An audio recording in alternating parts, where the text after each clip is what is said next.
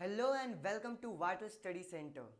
आज के इस लेक्चर वीडियो के अंदर हम अपने चैप्टर नंबर 2 पॉलिनोमियल के लास्ट पार्ट को कंप्लीट करने जा रहे हैं और मुझे उम्मीद है कि आपने इस पूरे सीरीज के सारे क्वेश्चन बहुत ही बेहतरीन तरीके से किए होंगे और आज के जो क्वेश्चंस थे वो बहुत ही ज़्यादा आसान थे।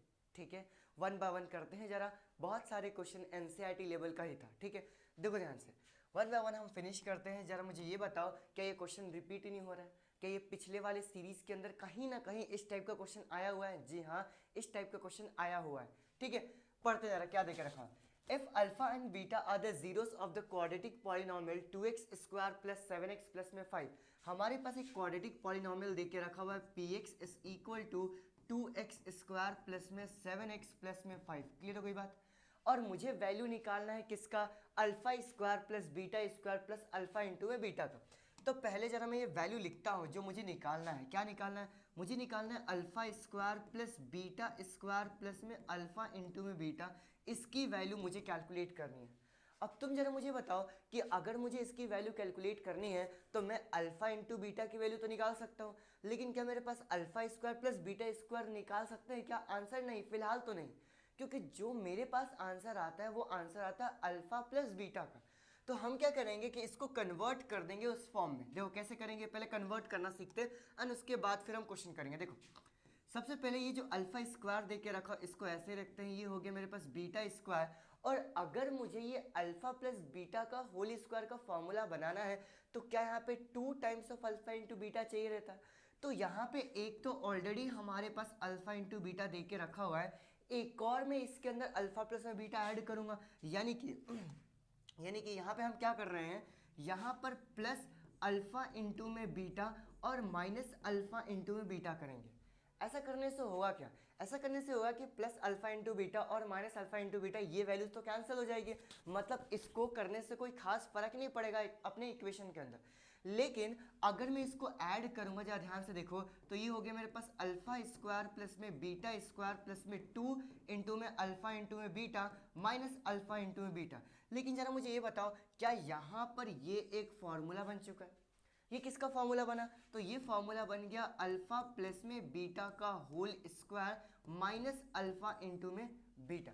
पहले बताओ ये चीज क्लियर हुई? मतलब जो वैल्यू हमें निकालना था इसको मैंने कन्वर्ट कर दिया अल्फा प्लस बीटा का whole square minus alpha into में बीटा। तो जरा लिखता हूं मैं, ये हो गया अल्फा प्लस में बीटा का whole square minus alpha into में बीटा। क्लियर हो गई बात? और जब मैं यहाँ पर वैल्यूज पुट करूंगा, तुम जरा मुझे बताओ अल्फा प्लस में बीटा की वैल्यू क्या होती है? माइनस बी अपॉन में ए का होल स्क्वायर माइनस ये अल्फा इंटू बीटा क्या होता है? तो ये होता है सी अपॉन में ए का होल स्क्वायर। चलो जरा ये वैल्यूज जरा निकालते हैं। तो ए बी सी जब मैं निकालने जाऊंगा तो ए की वैल्यू क्या हो जाएगा 2, बी की वैल्यू क्या हो जाएगा 7 और सी की वैल्यू क्या हो जाएगा 5। क्लियर हो गई बात? यानी a क्या होता है? Coefficient of x square, b क्या होता है? कोएफिशिएंट ऑफ x, और c क्या होता है हमारे पास? Constant of. ढूंढते हैं जरा। अब जरा यहाँ पे जब मैं पुट करूंगा वैल्यूज को तो ये 8 2 7 एंड 5 यहाँ पे लिख लेता हूँ ना, ऊपर कहीं पे 2 7 और 5 पुट करते हैं। तो जरा मुझे बताओ यहाँ पे क्या हो जाएगा? माइनस b की वैल्यू कितनी? 7, तो क्या माइनस 7 अपॉन में a की वैल्यू 2 और यहाँ पर कर दिया मैंने होल स्क्वायर माइनस c की वैल्यू कितना देके रखा हो? तो ये देके रखा हो 5 माइनस में a की वैल्यू कितना है 2 और ये होल स्क्वायर। नहीं गलत कर दिया, यहाँ पे होल स्क्वायर नहीं होगा, इसको जरा हटाते हैं। फ्लो में हमने यहाँ पर भी होल स्क्वायर लगा दिया है। ठीक है, इसको जरा हटाते हैं, कितना हो जाएगा हमारे पास? तो ये हो जाएगा मेरे पास 5 अपॉन में 2 है, मतलब c की वैल्यू कितनी हो गई? 5 अपॉन में 2। जब मैं माइनस 7 का स्क्वायर करूंगा तो ये हो गया मेरे पास 49 अपॉन में 4 माइनस 5 अपॉन में 2। सही है। जब मैं इसका एलसीएम लूंगा तो 4 और 2 एलसीएम कितना आ गया मेरे पास? 4। ये हो गया मेरे पास 49 माइनस में 10। देखो 2 से डिवाइड करूंगा 4 के अंदर तो कितना आएगा 2, उस 2 का मल्टीप्लाई 5 से करूंगा तो कितना आ गया मेरे पास 10। तो मेरे पास ओवरऑल जो मुझे सॉल्व करना था उसका आंसर क्या आ जाएगा? तो ये हो गया मेरे पास 39 अपॉन में 4। ये हो गया मेरे पास फाइनल आंसर जिसकी वैल्यू मुझे निकालना था। फिर से बता देता हूँ, देखो हमने क्या किया कि जो वैल्यू मुझे निकालना था उसको मैंने उस फॉर्म में कन्वर्ट किया जिसकी वैल्यू हम निकाल सकते हैं। जिसकी वैल्यू निकाल सकते हैं इसका मतलब क्या कि अल्फा प्लस में बीटा और अल्फा इंटू बीटा की वैल्यू हम निकाल सकते हैं, क्योंकि हमें रिलेशनशिप पता है। रिलेशनशिप क्या होता है? माइनस बी अपॉन में ए और सी अपॉन में ए। क्लियर हो गई बात? ठीक है, आगे चलते हैं जरा। फिर हमने यहाँ पर वैल्यूज पुट किया एंड सारी की सारी वैल्यूज जब मैंने पुट किया तो मेरे पास आंसर कितना आ गया 39/4। ठीक है, ये था हमारे पास फाइनल आंसर। आगे बढ़ते जाए नेक्स्ट क्वेश्चन की तरफ। अब देखो जरा ये वाला क्वेश्चन क्या देके रखा है, if one of the zeros of the quadratic polynomial, ठीक है, is the reciprocal of other. इस टाइप का भी क्वेश्चन हम कर चुके हैं। ठीक है, रेसिप्रोकल का मतलब क्या हो गया कि अगर एक अल्फा होगा तो दूसरा क्या होगा 1 में अल्फा। तो पहले अपन लेट करते हैं। मैं यहाँ पे क्या बोलूँगा कि लेट जीरोस ऑफ पॉलिनोमियल, ठीक है, जो हमारे पास जीरोस ऑफ पॉलिनोमियल होगा वो क्या ले लेता हूँ, एक को अल्फा तो दूसरे वाले को हम क्या ले लेंगे 1 में अल्फा। क्यों लेंगे, क्योंकि यहाँ पे वर्ड हमें दे के रखा हुआ है, क्या होगा ये हमारे पास रेसिप्रोकल होगा। और रेसिप्रोकल का मतलब क्या होता है कि अगर एक वैल्यू 2 है तो दूसरी वैल्यू क्या होगी हमारे पास 1/2, एक 4 है तो अगला क्या होगा 1/4। ठीक है, अब हमारे पास रिलेशनशिप क्या होता है, हमारे पास पहला रिलेशनशिप होता है अल्फा प्लस में beta is equal to -b/a, और एक होता है अल्फा इंटू में beta is equal to c/a। अगर मैं इस रिलेशनशिप के अंदर वैल्यूज पुट भी कर देता हूँ तो मेरे पास कोई खास आंसर आएगा नहीं, लेकिन अगर मैं यहाँ पर वैल्यू पुट करूँगा तो तुम्हें लगता है कि अल्फा अल्फा नीचे कैंसिल हो जाएगा। मतलब कहीं ना कहीं जो मुझे सॉल्व करना चाहिए वो इसी को लेके सॉल्व करना चाहिए। देखो ध्यान से कैसे करेंगे, अल्फा की जगह तो अल्फा आ जाएगा और बीटा की जगह क्या मैं 1 में अल्फा कर दूंगा। सी क्या होता है, सी होता है कांस्टेंट टर्म, जो कि पॉलिनोमियल में क्या देके रखा हुआ है, ध्यान से देखना है ना, ये देके रखा हुआ है -p-2 ब्रैकेट में अपॉन में हमारे पास a की वैल्यू क्या है, कोएफिशिएंट ऑफ x², जो कि 6 देके रखा हुआ है। अब तुम जरा मुझे ये बताओ क्या ये दोनों वैल्यू कैंसिल हो जाएगी, ये अल्फा और अल्फा कैंसिल होके इधर कितना आ गया 1 is equal to minus bracket में p-2 अपॉन में 6 को जब मैं इधर मल्टीप्लाई करूंगा तो तुम जरा मुझे बताओ क्या हो जाएगा, 6 इज इक्वल टू, अब जरा बताओ -p प्लस में 2 लिख दूं, दिख रहा है ना उधर लास्ट में बिल्कुल। ये देखो ये माइनस को मैंने अंदर मल्टीप्लाई कर दिया तो ये हो गया मेरे पास 6, और यहाँ पे नहीं 6 नहीं, इसको हटाते हैं जरा, इसको हटाते हैं, कहाँ गया ये, पहले यही वैल्यू को ट्रांसफर कर देते हैं अपन। ठीक है, देखो मैं यहाँ पे क्या बोलूँगा कि जो -p दे के रखा हो इसी को इधर ट्रांसफर करूंगा तो क्या आ गया +p इज इक्वल टू 2, और +6 जब उधर जाएगा तो कितना हो गया -6, तो मेरे पास p की वैल्यू कितनी आ गई -4। ये हो गया हमारे पास फाइनल आंसर।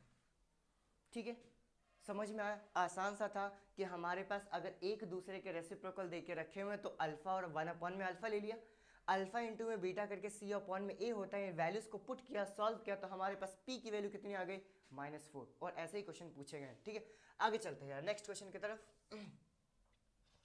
आजा, देखो नेक्स्ट क्वेश्चन की तरफ चलते हैं। ठीक है, हमारे पास नेक्स्ट क्वेश्चन क्या देकर रखा, find the zeros of the quadratic polynomial. अब देखो ये क्वेश्चन तो हम कई बार कर चुके हैं, इस टाइप के क्वेश्चन इतने रिपीट हुए हैं ना बेसिक वाले पेपर के अंदर कि बस पूछो मत, मतलब ये बहुत ज़्यादा इंपॉर्टेंट क्वेश्चन है। ठीक है, चलो जाए ध्यान से करते हैं, और क्योंकि एमपी बोर्ड वाले बच्चे भी देख रहे हैं तो ये क्वेश्चन भी तुम्हारे पेपर में आता है। ठीक है, चलो देखते हैं हमारे पास क्या देके रखा हुआ है कि find the zeros of the quadratic polynomial 6x² - 7x - 3 and verify the relationship between the zeros and the coefficient of the polynomial.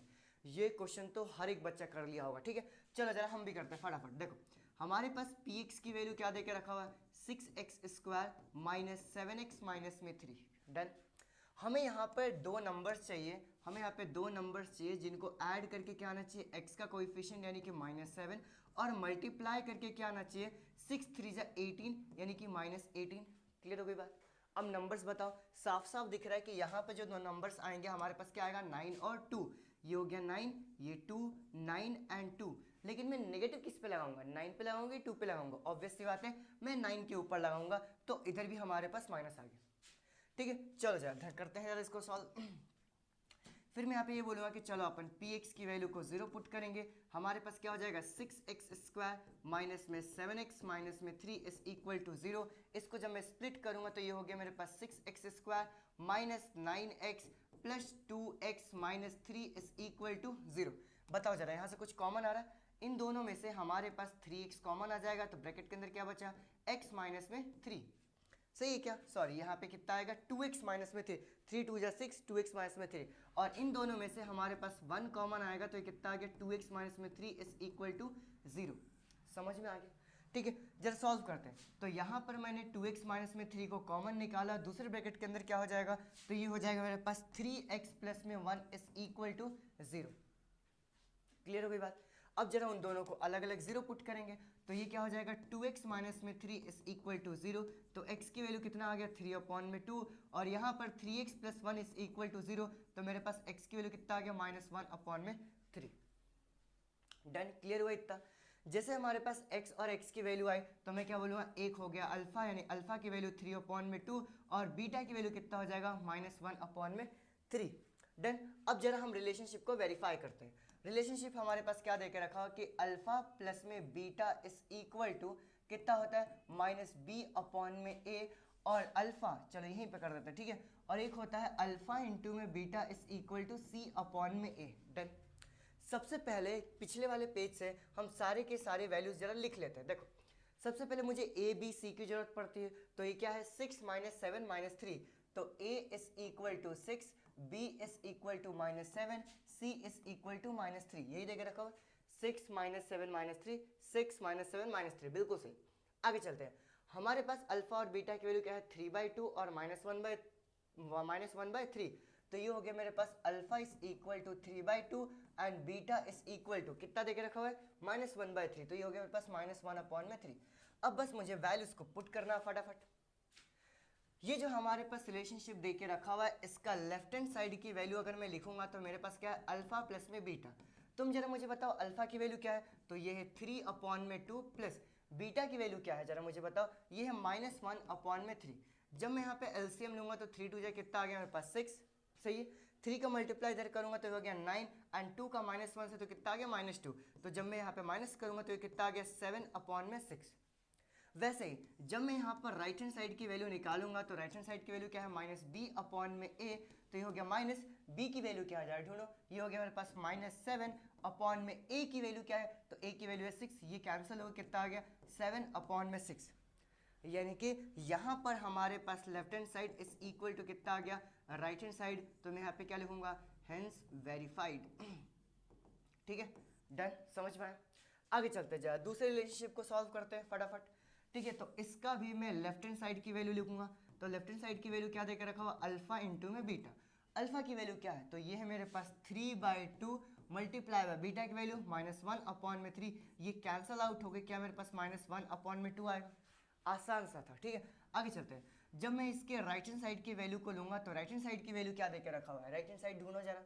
Right hand side देकर रखा हुआ c अपॉन में a, और c की वैल्यू क्या है, c की value है -3 अपॉन में a की वैल्यू क्या है, जरा मुझे बताओ, तो ये हो गया मेरे पास 6। तो जब मैं यहाँ पे कैंसल आउट करूंगा तो क्या 1 अपॉन में 2 आएगा, यानी कितना आ गया, -1 अपॉन में 2। डन, क्लियर, समझ में आ रहा है।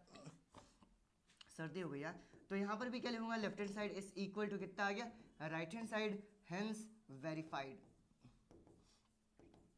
ठीक है, समझ में आ रहा है, ठीक है। ये भी हमारे पास बहुत ही आसान सा क्वेश्चन था, और ऐसे इसी टाइप का एक और क्वेश्चन देके रखा, इसको भी जरा फटाफट सॉल्व करते हैं। देखो, हमारे पास पॉलिनोमियल क्या देके रखा हुआ है, कर ही लिया होगा मुझे उम्मीद है, px is equal to 3x square minus में 5x माइनस में 2। ठीक है, ये हमारे पास पॉलिनोमियल देके रखा हुआ है। डन। सबसे पहले हम क्या करते हैं, पॉलिनोमियल को 0 पुट करते हैं, तो ये कितना आ जाएगा, 3x स्क्वायर माइनस में 5x माइनस में 2 इज इक्वल टू कितना आ गया, 0। अब यहाँ पर मुझे दो नंबर्स चाहिए जिनको ऐड करके क्या आना चाहिए, -5, और उन्हीं नंबर्स को मल्टीप्लाई करके क्या आना चाहिए, 3 2 6, यानी कि -6। डन। अब जरा नंबर्स हम पुट करते हैं, बताओ नंबर्स बताओ कितना हो जाएगा, तो ये हो जाएगा मेरे पास -6 प्लस में 1, -6 प्लस 1, -6 इंटू 1 कितना हो जाएगा, -6, -6 प्लस 5 कितना हो जाएगा, -5। ऑब्वियस सी बात है। आगे चलता है, जब मैं स्प्लिट करूंगा तो क्या होगा, स्प्लिट करते हैं। देखो, तो ये हो गया मेरे पास 3x स्क्वायर माइनस में 5x minus 2 is equal to 0। इस वैल्यू को जब मैं स्प्लिट करूंगा तो ये हो गया मेरे पास 3x स्क्वायर माइनस 6x, ठीक है, प्लस x माइनस में 2 इज इक्वल टू 0। सॉल्व करते हैं। जब मैं यहाँ से वैल्यूज निकालूंगा, पहले यहाँ पे लिखता हूँ, कितना आ गया, 3x स्क्वायर माइनस 6x, आगे चलते हैं, प्लस x माइनस में 2 इज इक्वल टू 0। पहले यहाँ पे लिख लेता हूँ। अब कॉमन निकालता हूँ, तो इन दोनों में से जब कॉमन निकालूंगा तो 3x कॉमन आ जाएगा, क्या होगा, x माइनस में 2, एंड प्लस 1 कॉमन आ गया, x माइनस में 2 इज इक्वल टू कितना आ गया, 0। ब्रैकेट वाली वैल्यू हमारे पास बिल्कुल सेम दे के रखी हुई, इसका मतलब हम बिल्कुल सही कर रहे हैं। कॉमन निकालते हैं, तो ये हो गया x माइनस में 2 बाहर, और इधर कितना आ गया 3x प्लस में 1 इज इक्वल टू कितना आ गया 0। दोनों को अलग अलग पुट करते हैं तो कितना हो गया x माइनस में 2 इज इक्वल टू 0, x की वैल्यू हमारे पास कितने आ गई 2, और यहाँ पर 3x प्लस में 1 इज इक्वल टू 0, तो 3x इज इक्वल टू -1, तो x की वैल्यू कितनी आ गई -1 अपॉन में 3। क्या हमारे पास अल्फा और बीटा की वैल्यू आ गई? जी हाँ।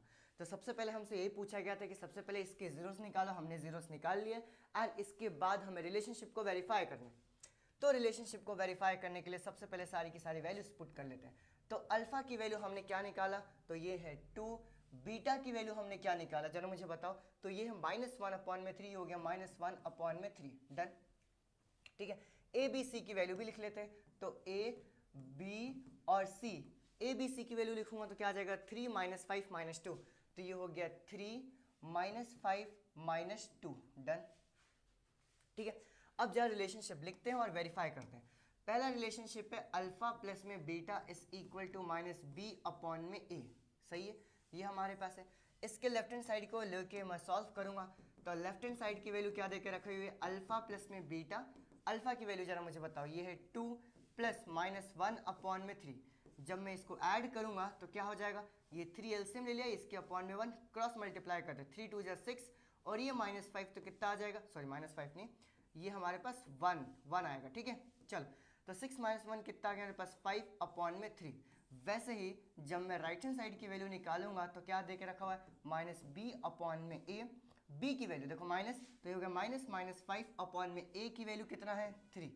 जब मैं यहाँ पे माइनस करूँगा कितना आ गया मेरे पास 5 अपॉन में 3, तो यहाँ पे क्या लिखूंगा left hand side is equal to कितना आ गया हमारे पास राइट हैंड साइड, डन, समझ में आ रहा है? ठीक है, आगे बढ़ते हैं। अब यहाँ पे दूसरा रिलेशनशिप क्या है, अल्फा इंटू में beta is equal to C upon में ए, तो यहाँ पे लेफ्ट हैंड साइड की वैल्यू क्या आ जाएगा अल्फा इंटू में बीटा। फटाफट सॉल्व करते हैं।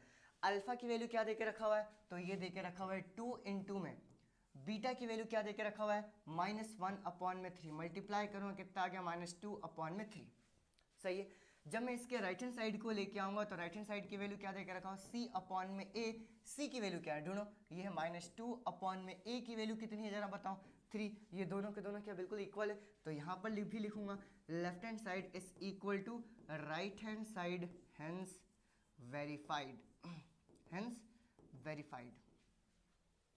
ठीक है, समझ में आया? ठीक है, वापस पेज चलते हैं, ये भी वही क्वेश्चन था, हमने वेरीफाई कर दिया। ठीक है, ये थे हमारे पास आज के सिर्फ 4 क्वेश्चंस। ठीक है, मुझे मतलब क्या बोलते हैं, मेरी आवाज़ थोड़ी सी ख़राब हो गई है तो अगर आवाज़ नहीं आ रही होगी तो थोड़ा सा एडजस्ट कर लेना। एनीवे, मुझे उम्मीद है कि तुम्हें सब कुछ समझ में आ रहा होगा। ये चैप्टर हमारे पास यहीं एंड होता है। हमने इस चैप्टर के अंदर बाकायदा पूरी की पूरी एनसीईआरटी करी। एनसीईआरटी करने के बाद पिछले साल जितने सारे क्वेश्चन आए थे हमने उसको कंप्लीट किया। अगली वीडियो के अंदर हम एक और नया चैप्टर स्टार्ट करेंगे। सबसे पहले एनसीईआरटी की थ्योरी पढ़ेंगे, सारे क्वेश्चंस करेंगे, एंड उसके बाद फिर पीवाई को कंटिन्यू करेंगे।